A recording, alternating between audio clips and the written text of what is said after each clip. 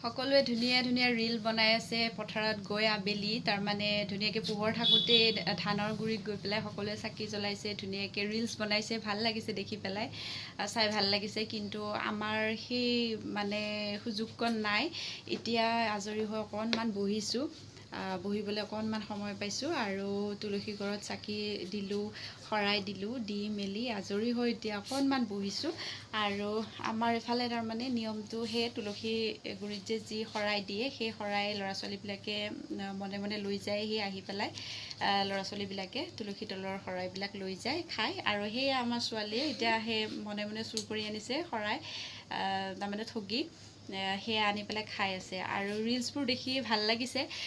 মনটো বেয়াও লাগিছে আমাৰ সেইকণ সময় নাই সেই সুযোগকণ নাই ভাল লাগিছে বেলেগৰ ৰিলবিলাক দেখি পেলাই